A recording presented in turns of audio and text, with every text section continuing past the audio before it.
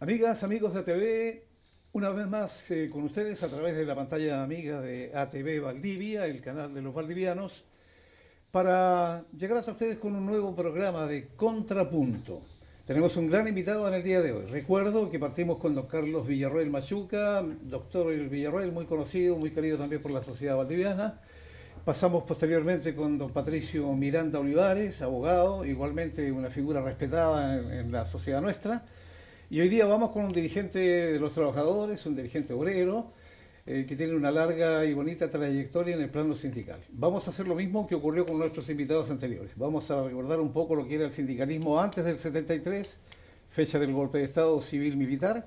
Vamos a escudriñar un poquito qué pasó con el sindicalismo a partir de la dictadura y cómo están los desafíos hoy día. Estamos con Eduardo Ramírez, como ha sucedido anteriormente. Eduardo, damos el contexto de esta emisión valdiviana, podríamos así calificarla. Sí, don Juan, muchas gracias. Patricio, bienvenido. Gracias Muchas por gracias. atender esta invitación. Y brevemente, tal como hemos dicho en las dos ocasiones anteriores, se trata de un esfuerzo autoconvocado y autogestionado por un grupo de amigos y compañeros. Se me ha encomendado la difícil misión, digamos, de ser misión y oportunidad, ¿no es cierto? Y responsabilidad de ser el panelista estable, digamos, de este espacio, en el que hacemos un contrapunto, ¿no? De eso se trata, un contrapunto entre el programa del gobierno de los trabajadores de la Unidad Popular, ¿no es cierto? Y el proceso posterior, digamos, el proceso de retroceso, si se quiere, con la dictadura y, bueno, con que ha sucedido después en los 30 años, ¿no? Y una mirada de futuro tratando de inyectar esta reflexión, ¿no es cierto?, necesaria, esta revisión necesaria de la historia, una mirada de futuro, a ver cómo es el Chile que soñamos en estas diversas áreas, ámbitos que hemos abordado, salud, ¿no es cierto?, justicia, hoy veremos trabajo, etcétera. Don Juan Patricio Illanes Araya, siéntase cómodo, está en su casa, Muchas frente a la gracias, cámara, Juanito. salude al público de Valdivia y a mucha gente que nos ve a lo largo de todo el país, incluso los extranjeros. Un saludo para todos y todas quienes sintonizan este canal y gracias por la invitación a este programa. Imaginamos que yo no lo conozco, don Juan Patricio. Bueno, Cuénteme de su vida. Bueno, usted es como mucha gente que nació en otro lugar, llegó a Valdivia y aquí se quedó, aquí su familia, aquí ha desarrollado sus tareas de dirigente sindical especialmente. sí, efectivamente, nosotros provenimos de Santiago. Mi viejo se trasladó a Valdivia por motivos de trabajo. Él llegó a trabajar a lo que era la Imprenta América, ¿cierto? Y bueno, y acá nos quedamos desde el año 78, que estamos acá. Bueno, y ahora somos valdivianos de tomo y lomo, pues. Yo he escuchado de que usted fue estudiante de la Universidad Técnica cuando existía la sede de la UTE acá en Valdivia, ¿no? Sí, yo ingresé al IPB, cuando era Al IPB, IPB. ya era IPB. Ya era el año 83. Mm. Ahí estudié una ingeniería en electricidad, que no terminé la carrera por diversos motivos. Esos motivos los vamos a aclarar enseguida. Bueno, muy conocido nuestro invitado Eduardo por su larga trayectoria como dirigente sindical, ¿no?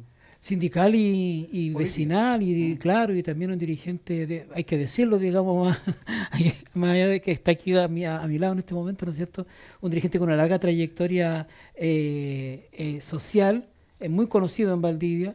Yo recuerdo mi primer conocimiento de la existencia de Patricio Illanes fue a las finales de los 90, si no me equivoco, cuando como dirigente sindical, desde el sindicato de Infodema, histórico sindicato de Infodema, ¿no es cierto?, impulsaron el proceso de los cabildos ciudadanos, finales de los 90. Un primer esfuerzo, digamos, de la sociedad civil organizada, ¿no es cierto?, por reflexionar colectivamente y propositivamente respecto de la comuna que queríamos, la realidad, de tener la capacidad o soñar con la capacidad de poder transformar la realidad que nos había tocado vivir en ese momento. Así que, sí, una tremenda historia. Don Juan Patricio, remontémonos a los años antes del 73. Sindicalismo fuerte, Ujú. masivo, combativo, grandes luchas sindicales, todo asentado en una historia sindical también que no ha sido fácil para el mundo de los trabajadores en Chile. Correcto. Bueno, 50 años antes del golpe se sucedieron muchas luchas y conquistas sindicales, eh, que fueron ganadas al fragor de la organización de los trabajadores. Obviamente recordamos la gesta de los trabajadores del norte, del salitre, de los trabajadores de la Pampa, la gente de los portuarios, la gente de los centros urbanos como era la gran capital y las ciudades más grandes de Chile. O sea, sí se vivieron, o sea, el proceso de que se llegó a la unidad popular también fue un proceso en que los trabajadores fueron conquistando muchos beneficios históricos y involucrados además y acompañados por dos partidos políticos históricos que son el Partido Comunista y el Partido Socialista, que acompañaron en la lucha reivindicativa social y política a los trabajadores y que después de 50 años termina y se consolida en lo que fue el gobierno de la Unidad Popular. Patricio, ¿podríamos decir que los trabajadores pudieron sentirse protagonistas del proceso de cambio que impulsó el gobierno del doctor Allende? Bueno, por primera vez en la historia del movimiento sindical de los trabajadores en Chile, los trabajadores eran los protagonistas de un proyecto político y no solamente meros ciudadanos, sino que se les invita a formar parte de un proyecto de cambio político que era lo que planteaba las vías chilenas del socialismo. Y los trabajadores fueron protagonistas, ya que en las empresas nacionalizadas, que formaban parte del área social, del área de la propiedad social, los trabajadores fueran parte de los directorios, de los consejos administrativos de estas empresas. Entonces, obviamente, primera vez en la historia del movimiento sindical que se da tanta relevancia y tanto protagonismo a los trabajadores. La verdad que con el proceso de cambio resistido por la oposición, por la derecha clásica en este país, se genera una situación que los trabajadores en el propio gobierno se imaginaban quizás, ¿no? Los dirigentes sindicales, los trabajadores más destacados, no solamente se conforman con ese rol, sino que pasan a ser administradores, miembros de directorios de las empresas intervenidas. Una tarea para la cual a lo mejor no estaban preparados, pero con la sabiduría propia del trabajador, del obrero, pudieron salir adelante y llevarla de buena manera. Exactamente. De hecho en ese periodo que estaba la Central Unitaria Única de Trabajadores, se luchó y se batalló mucho por el tema de la batalla por la producción, que el presidente Allende llamaba a defender y a aumentar la producción para sacar adelante todos los proyectos sociales que estaban en el programa de gobierno. Entonces, efectivamente, los trabajadores fueron protagonistas principales del proceso de la experiencia de las vías chilenas al socialismo. Eduardo, es lo que llamó el gobierno de la Unidad Popular el área de propiedad social. También fue un fenómeno nuevo, ¿no? Y necesario. Sí. Y de respuesta también al boicot que ya se pronunciaba, a todo aquello. Sí, hay un proceso interesante ahí del cual Patricio nos podría dar cuenta, nos podría comentar y entregar alguna reflexión, que es este proceso de recuperación de espacios, de centros de trabajo, ¿no es cierto?, de recuperación de industria que habían sido abandonadas por sus propietarios, y en definitiva los propios trabajadores toman el control de la producción, ¿no es cierto?, y se generan incluso cordones productivos. Hay uno muy famoso, ¿no es cierto?, el cordón Cerrillo Maipú en Santiago. Acá mismo ocurre lo propio en la cordillera. ¿Cómo fue ese proceso, Patricio? Mira, la verdad es que fue muy importante para los trabajadores el proceso de la participación en las empresas que pasaban al área social del Estado. El tema de los cordones nació porque hubieron muchas empresas que no pasaron al área social. Entonces los trabajadores se formaron también en cordones industriales para presionar, porque ellos no solamente se satisfacían con algunas empresas del área social, sino que ellos veían que era importante que hubieran muchas más empresas. Entonces los cordones nacen también por ese motivo, que la necesidad de exigir o plantear, digamos, que más empresas puedan pasar al área social, porque muchas se quedaron en el área privada. Un esfuerzo por profundizar el proceso. Por profundizar el proceso. Ajá. Patricio, esto no era un robo, la expropiación, porque mucha gente trafica con la verdad y eso es lo que cuenta mi idea. Había necesidades que impulsaron al gobierno de estatizar algunas empresas que no producían lo necesario, que no se adecuaban a los tiempos de cambio, que tampoco respetaban los derechos de los trabajadores. Efectivamente, acá no, claro, los que quieren tergiversar la verdad plantean el tema de que poco menos que fue un robo, pero todo lo contrario, fue los trabajadores asumieron una responsabilidad mayor por el hecho de tener que administrar ellos mismos, por su propia cuenta, estas empresas que muchas de ellas fueron abandonadas por sus dueños. Muchas de ellas, y los trabajadores tuvieron que echarla a andar. De hecho, en la empresa que no se privatizaron, o sea, que no pasaron al área social, se formaban comités de vigilancia para vigilar que los empleadores y otros trabajadores boicotearan la producción. Ese era el nivel de compromiso que había. ¿Se fija? Entonces, es muy falso lo que se plantea al respecto. Si eso lo trasladamos al campo del agro, también la reforma agraria tenía sentido, ¿no?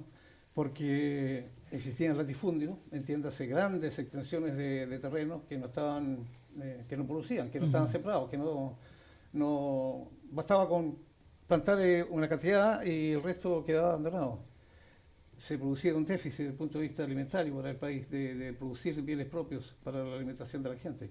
Sí, precisamente hay yo siempre he pensado, Juan y Patricio, que en el tema de la socialización, como se le dice de manera clásica, la socialización de los medios de producción, hay una mirada estratégica sin duda de poder ser más eficientes precisamente en la producción, toda vez que en el caso de la reforma agraria, ¿no es cierto?, se entrega la tarea de producir, en este caso, fundamentalmente alimento, ¿no es cierto?, a unidades productivas más pequeñas, ¿no es cierto?, y por tanto más en la medida que una unidad productiva es más pequeña, es más flexible, más rápida, reacciona más rápido a condiciones a condiciones del ambiente, de la productividad, digamos, ¿no? Siempre cuando he tenido oportunidad de conversar con personas que vivieron ese proceso, sí que reconocen que adoleció o echaron de menos mirar en una perspectiva pasada, digamos, ¿no? Mirando hacia el pasado. Aquí, insisto, personas que tuvieron la oportunidad de acceder como comillas, beneficiarios de la reforma agraria, sienten que faltó transferencia tecnológica, que faltó capacitación, que faltó el saber, ¿no es cierto?, el cómo ser más eficientes con la tierra, pero que por conocimiento, por trayectoria, por sabiduría de ser familia campesina, sabían cómo hacerlo, digamos, ¿no? Pero también había un tema, una necesidad de, a ver, si más maquinaria u otras o semillas más eficientes, digamos. Juan Patricio, un tema que es recurrente, que está instalado hoy día y siempre lo ha estado. ¿Qué pasaba con la sindicalización? ¿Los sindicatos eran fuertes? ¿De qué nivel de sindicalización hablamos en los años 70? Mire, la verdad es que para el año 70 en el 73, la tasa de sindicalización más alta en la historia del movimiento sindical chileno llegó a un 34%. La tasa de la cantidad de masa laboral, digamos, un 34% estaba sindicalizado. Y de acuerdo a los estudios que se hicieron, porque esto se tomó durante todo el periodo de la Unidad Popular, se estima que en los años 80 si que no hubiese habido una dictadura, pudo haber llegado a un 50% de sindicalización. ¿Y eso es un buen dato? Es un buen índice porque en los años 90 hubieron niveles de sindicalización de un 13, un 14% en la década de los 90. Entonces, fue el pic, digamos, del nivel de sindicalización más alto en la historia, justo en el año de la Unidad Popular. Cuando la sindicalización es voluntaria, eso es reflejo de que había un espíritu, una convicción, un deseo de ser partícipe de Claro, porque no se olvide que los trabajadores en ese periodo ya venían con una lucha, digamos, donde venían fortaleciéndose. Y claro, todo este fortalecimiento, toda esta lucha sindical culminó con el gobierno de la Unidad Popular. Mire, un dato importante. La Unidad Popular logró bajar la desocupación del 6% al 3,8%. La capacidad industrial utilizada trepó del 7,5% del 75% a un 95%. Y el crecimiento PIB pasó del 2 al 10,9% en 1971. Los trabajadores chilenos verán beneficios por el sustancial aumento de los salarios. O sea, efectivamente hubo una bonanza en ese periodo, digamos, producto de todo el compromiso con el tema de la industrialización y del quehacer de los sindicatos. Esto es relativo por la derecha. ¿Tienen fundamentos para negar todo? O sea, no podría negarlo porque es lo que aparece en la estadística. O sea, estos son datos estadísticos que distintas organizaciones lo han lo han estudiado y lo han plasmado en documentos, está el INE de por medio, o sea, estos datos no los pueden refutar. Otra cosa es lo que suelen hacer, digamos, que es instalar la otra versión, digamos, instalar la posverdad. Claro, ¿Mm? efectivamente. Sí. Claro, efectivamente. Sí. Ahora, estaba pensando precisamente eso de que, a propósito este nivel de sindicalización seguramente tenía mucho que ver en su oportunidad con reconocer en el sindicato una herramienta, la herramienta para la organización de los trabajadores y para alcanzar a través de la organización y la lucha el mejoramiento sustancial en la calidad de vida de las personas, ¿ya? Y hoy en día parece que el sindicalismo chileno pasa por un no muy buen momento, un momento medio complejo en el que priman otros valores, otros intereses. No se ve en el sindicato una herramienta, al parecer, adecuada, digamos, para los trabajadores. ¿Cómo lo ves tú eso? Porque has tenido oportunidad incluso de ser dirigente sindical hasta no hace muchos años y después desempeñarte como asesor también de sindicatos a nivel, que entiendo que regional o nacional también. Sí, regional. Regional, ¿sí? Sí. Sí, mira, lo que pasa es que la herramienta natural de los trabajadores, mejor dicho, la organización natural de los trabajadores, son los sindicatos. Sí. Son los sindicatos, históricamente. Entonces, uno haría que hacer un barrido, digamos, de cuáles fueron los motivos por los cuales hemos llegado a la situación Sí. que nos encontramos hoy día los trabajadores. Entonces, yo te puedo plantear, por ejemplo, todos los beneficios que les fueron, o parte de todos los beneficios que les fueron arrebatados a los trabajadores en dictadura. Y que muchas veces se olvidan porque la gente no los dimensiona o no los conoce. Pero yo te puedo, y aquí recurro al documento que, por ejemplo, antes de la dictadura, los sindicatos negociados no tenían límite para negociar, no tenían límite de tiempo para ir a una huelga. Cuando negociaban, votaban la huelga, no había límite. La dictadura le puso un límite, 60 días. Si tú llegabas a 60 días, te dabas por renunciado en el trabajo. Pero a los 30 días, los trabajadores podían individualmente descolgarse y volver a sus puestos de trabajo.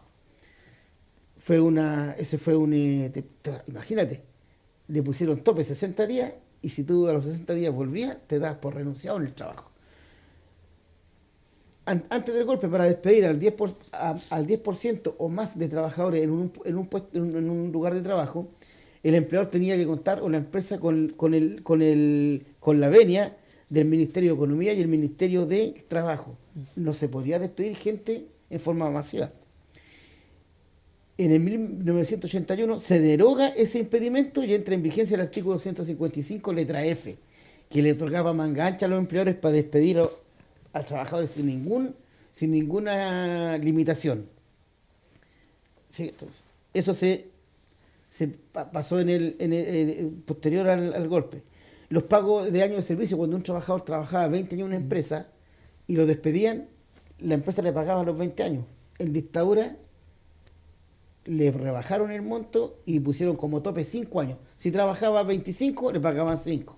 Si trabajaba 15, le pagaban 5. Después que se asumió se recuperó la democracia y asume el gobierno de Elwin, en el programa de Elwin, en el programa de gobierno, prometen que iban a tratar de devolverle todos los derechos que le habían quitado a los trabajadores, y lo único que se logró de eso fue que de los años de servicio que le pagaban a los trabajadores, el tope pasaba a ser 11, ya no 5, que fue lo único que se recuperó. ¿Y qué es lo que rige hasta ahora? Y que es lo que rige hasta el día de hoy. Los empleadores tenían que aportar, por lo menos en la industria, un 5% del sueldo de cada trabajador para la construcción de vivienda para los trabajadores. Se construyeron muchas poblaciones que son hasta el día de hoy conocidas, que son Madensa, Yarur, Madeco, acá tenemos Maciza Laminadora, que eran con fondos con el 5% que otorgaban el empleado. La dictadura lo borra de una pluma. Pero el robo más grande que sufrieron los trabajadores, fue el robo previsional. El robo los obligaron a traspasarse a un sistema de fondos de pensiones que no es un sistema de seguridad social, es un sistema de ahorro obligatorio, ¿cierto? Mira, había una caja de seguro social que era la más grande, que reunía más gente, donde tenían que aportar un 22,84%, cada empleador aportaba por cada trabajador esa cantidad del sueldo de cada trabajador, un 22,84%. El trabajador colocaba alrededor de un 7% y el Estado colocaba otra cantidad. Entonces, cuando la dictadura asume, borra de una plumada también este aporte y los trabajadores y trabajadoras quedan solos financiando lo que es el sistema previsional y el sistema de salud. Entonces, cuando hablan del aplaudido y mal llamado milagro económico chileno, se debe a esto, que los empleadores no colocaron nunca más un peso para financiar el aporte para la que era la previsión y la salud. Entonces, tú te puedes imaginar que con todo este sistema neoliberal, con todo el individualismo que lleva y con lo restrictivo hoy día que está el Código del Trabajo. De hecho, en la Constitución no garantiza el derecho a huelga, no lo dice. Dice quienes no pueden ir a huelga, pero no habla que es un derecho como hay en muchas otras constituciones de otras partes del mundo. Entonces, obviamente nos enfrentamos hoy día a un sistema donde los sindicatos y los trabajadores tienen muy poca capacidad de movilización, muy poca capacidad de movilidad para negociar sus condiciones de trabajo. Usted, Patricio, nos recuerda lo que perdió la clase obrera, la clase trabajadora con simples dictámenes de la dictadura. Pero si se perdieron conquistas, también se perdió la herramienta de los trabajadores, ¿no? Los sindicatos fueron prohibidos. Y se generó posteriormente, con el plan laboral de José Piñera, otra institucionalidad, en que el sindicato había que parcializarlo, dividirlo, podía haber un sindicato de 100 personas, pero podía haber otro de 5 también. Allí se le hace un daño muy grande a la organización, ¿no? Por supuesto, Juanito. Lo que pasa es que lo que se planteó en esos tiempos fue que la CUT estaba proscrita y los sindicatos quedaron proscritos, no podían existir. Y cuando se empezaron a aceptar los sindicatos, a negociar con ellos, la empresa elegía a los dirigentes sindicales. Y para hacer reunión de sindicato, en ese tiempo, había que pedir permiso al intendente, que era militar o de alguna rama de las Fuerzas Armadas. Y el intendente, si quería, aceptaba. Y si aceptaba que se haga la reunión, enviaba a parejas de carabineros a estar presenciando la reunión del sindicato. Por lo tanto, obviamente, hoy día nos encontramos, por ejemplo, que tenemos sindicatos, más del 50% de los sindicatos en Chile, que son alrededor de 12.355 sindicatos en Chile, más del 50% no tienen menos de 40 socios por sindicato, más del 50%. Un 8,5% tienen entre 41 y 50, un 19,4% tienen entre 51 y 100 trabajadores. O sea, tú te puedes imaginar que no tienen ni una capacidad, ni una posibilidad de negociar buenas condiciones de trabajo los sindicatos, porque no tienen fuerza, están divididos, están separados. Y no existe la ley, acá en Chile no tenemos la negociación por rama de la producción. O sea, lo que hicieron, el golpe militar no solamente fue un golpe en contra de Allende ni de los partidos que estaban en la Unidad Popular, fue un golpe cívico-militar para bajar un poco el ímpetu y toda todo, digamos, el trabajo y el desarrollo que habían obtenido los sindicatos y todo el espacio que se habían ganado. Entonces, y eso se reflejó porque lo más golpeado en la dictadura, aparte de los partidos políticos, fueron los sindicatos, las organizaciones, los trabajadores. Y hoy día están los resultados en la situación que nos encontramos. Sindicatos de 40 socios que tienen que negociar con un empleador que no tiene ni una posibilidad de llegar a acuerdos, de obtener beneficios de buena calidad, tener buenos resultados en negociaciones, porque además la herramienta que hoy día tenemos de la huelga no sirve demasiado para los trabajadores. Los datos de nuestros invitados grafican una derrota severa, ¿eh? Sí, a eso más o menos me refería con esta reflexión o esta provocación que en ese momento atrás en el que indicaba de que Chile tiene hoy día un contexto complejo para el sindicalismo, ¿no? La herramienta recibió este brutal ataque, este proceso de desmantelamiento de las conquistas de los y las trabajadoras de que habían alcanzado durante décadas, ¿no es cierto?, de organización y lucha. Y una vez recuperada la democracia, recuerdo a un dirigente sindical, que también lo recuerdo, seguramente lo recuerdas, Patricio, un dirigente sindical del norte, era de Apellido Alegría, no recuerdo el nombre de él, recuerdo cómo Sergio. le decía. Sergio. Y Sergio siempre apelaba a superar la pelea por las chauchas, decía. ¿Ah? O sea, había que dar la pelea por las chauchas, pero había que superarlo. Y había que superarlo en la perspectiva de poder lograr que el sindicalismo, que la organización de los trabajadores pensara en conquistar mayores cuotas de participación dentro de la sociedad chilena y particularmente dentro de los centros productivos, que pudieran, ¿no es cierto?, controlar un poco la parte de la producción. Y eso, bueno, más allá de la reflexión de este dirigente sindical, parece que no quedó, no es algo en lo que los y las trabajadoras estén pensando mucho, o sea, porque además en la situación en la que antes nos describía Patricio, ¿no es cierto?, se complementa con la estadística que la Fundación Sol nos comparte, ¿no es cierto?, a través del estudio, la cito textual, digamos, los verdaderos sueldos de Chile en 2022-2021, donde ellos dicen que en noviembre de 2021 la línea de la pobreza por ingreso en Chile para un hogar promedio de 4 personas es de 487.982 pesos. Si consideramos solo a las personas asalariadas del sector privado que trabajan por jornada de 40 horas y más, la mediana es 506.685 pesos. Esto quiere decir que el 44,4% ni siquiera podría sacar a un grupo familiar promedio de la pobreza, y se hace obligatorio que al menos 2 personas trabajen en el hogar. 52,1% del total de personas ocupadas en Chile no podrán sacar a su familia de la pobreza. Esa es la situación en la que estamos las y los trabajadores hoy en Chile.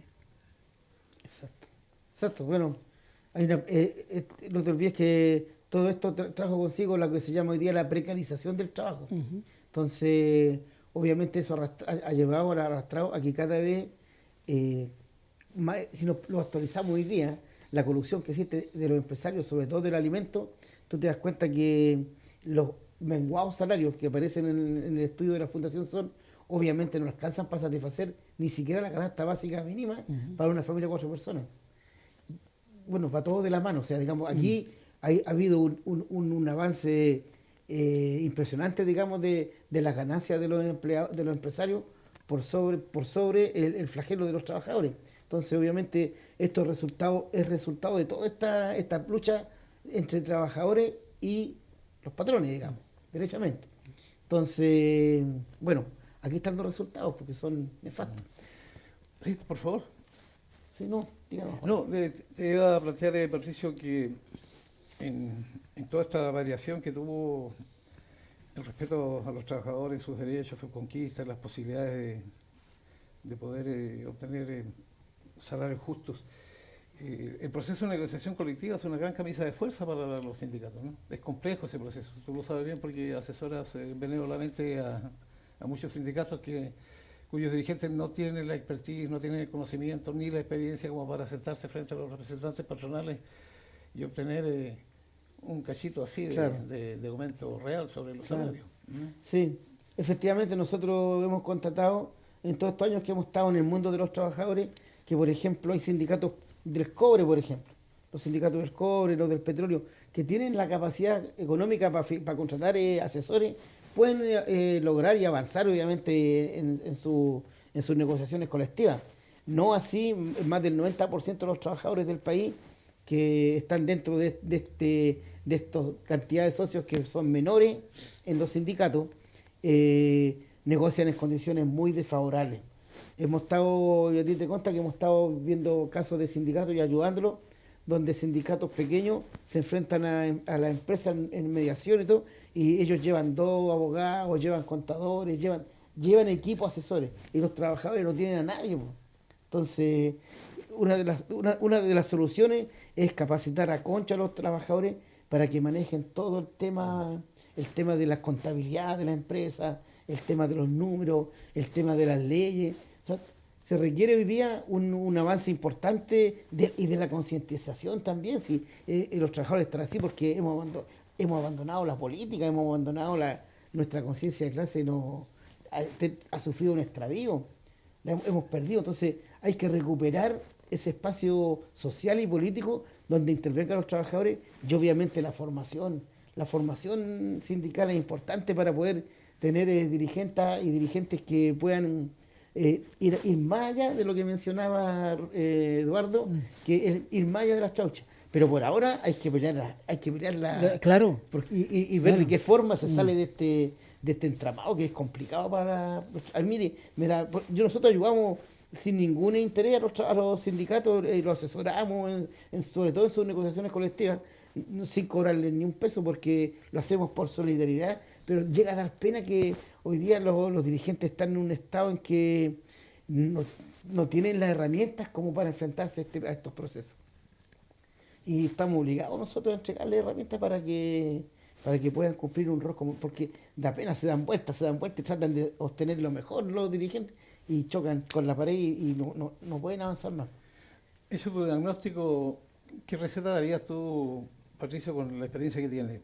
¿Cómo poder formar de mejor manera a las y los trabajadores, a los nuevos líderes, a, los, a las personas que emergen con ganas de representar a sus pares, de ser Claro, dirigentes en definitiva? claro.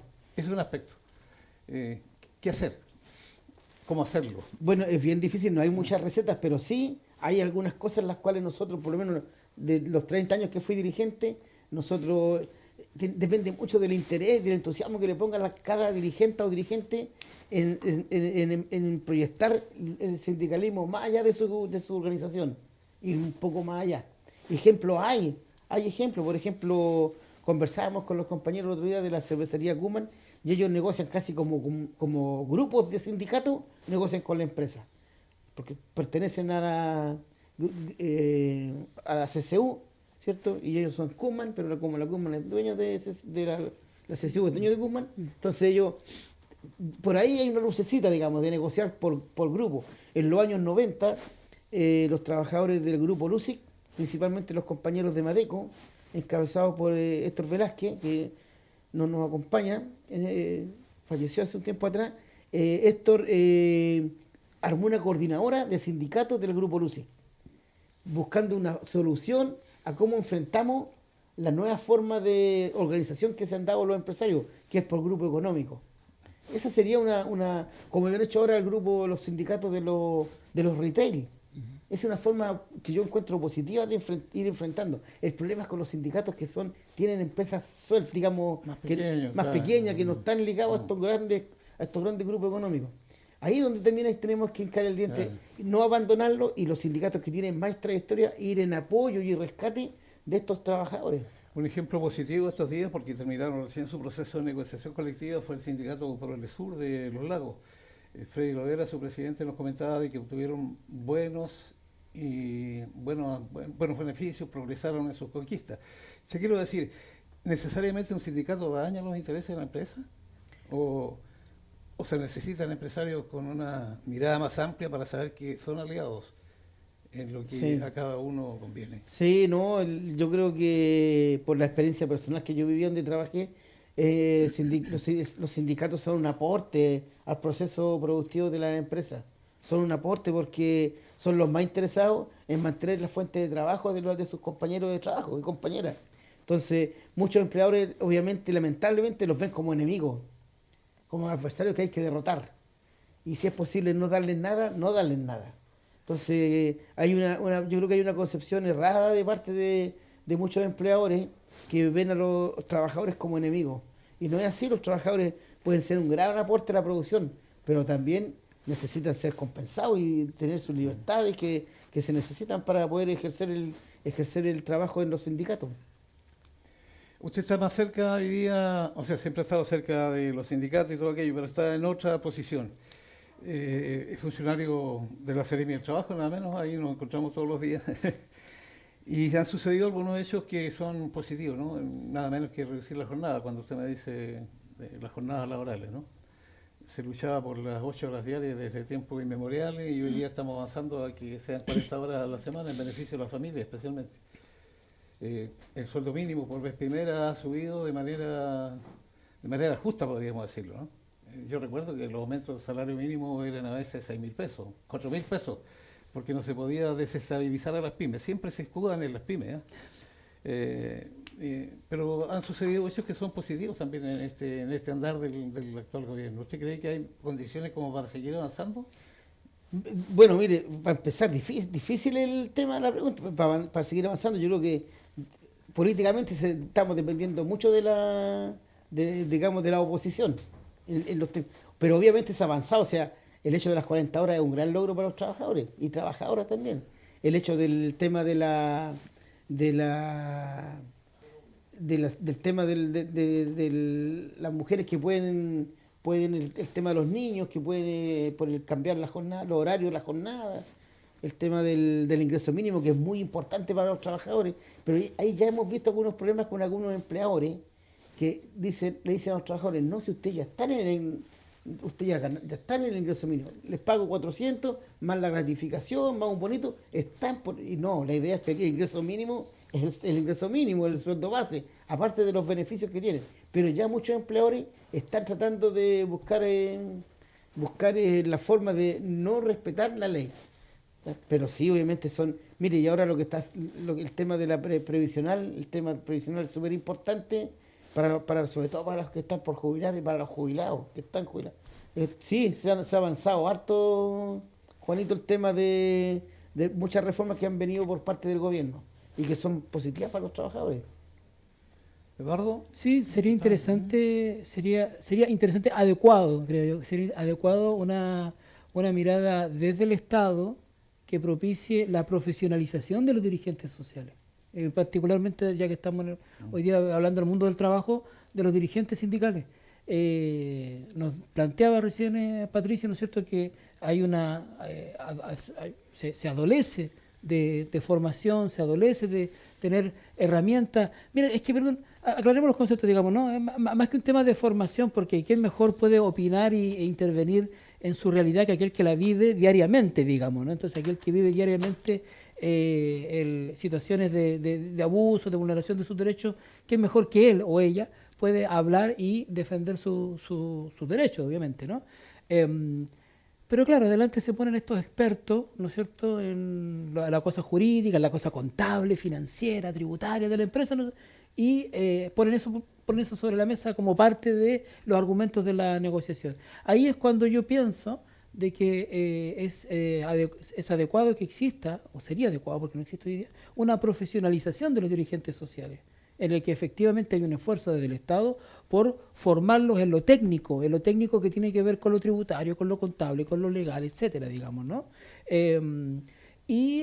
Por supuesto, así como ocurre con el mundo sindical, que tengan fuero para poder, en general los dirigentes sociales, fuero para que puedan participar de actividades, bien que sean formativas o bien que sean actividades de representación, ¿eh?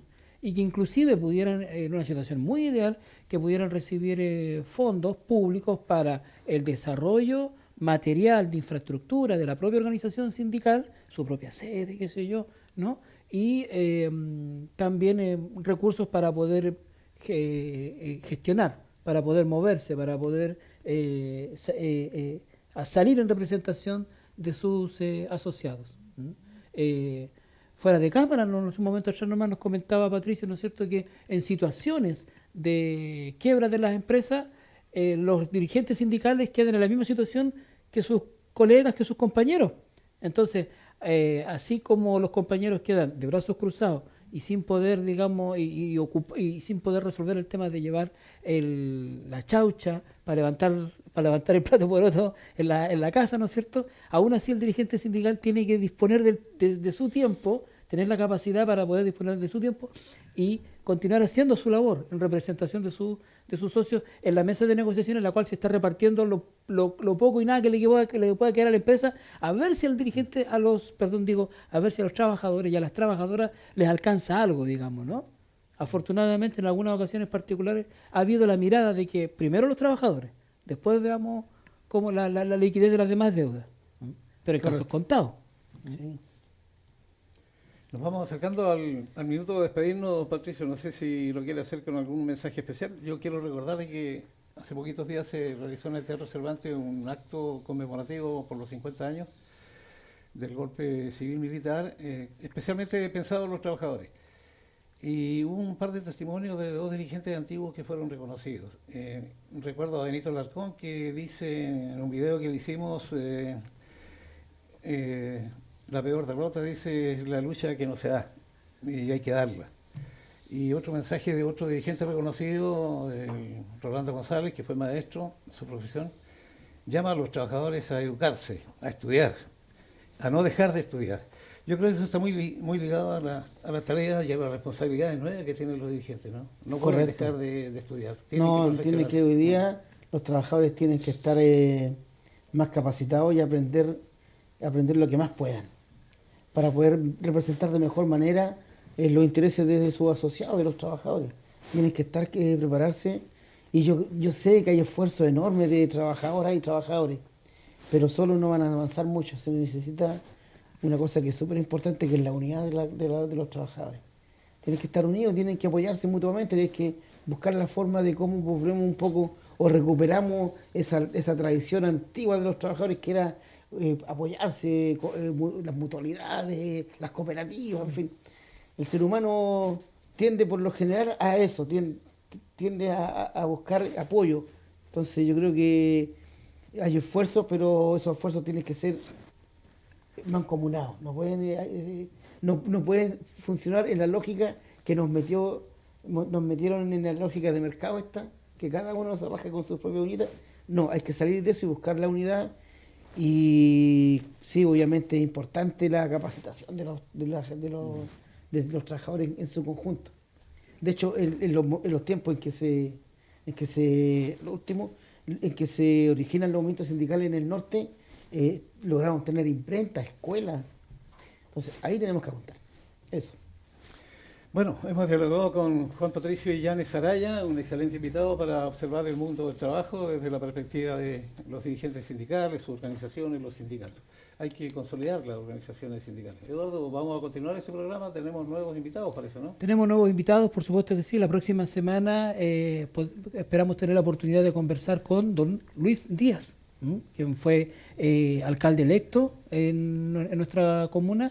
De hecho, el alcalde electo en la época de la Unidad Popular, precisamente, quien ha tenido también una importante trayectoria como dirigente social, como dirigente político, y bueno, también tiene una reflexión plasmada en un libro, ¿no es cierto?, respecto de la defensa, que se llama precisamente En Defensa de la Unidad Popular, y con él vamos a revisar la importancia estratégica que tiene la nacionalización de los recursos naturales, particularmente el cobre, para cualquier proyecto de desarrollo y de justicia social en nuestro país.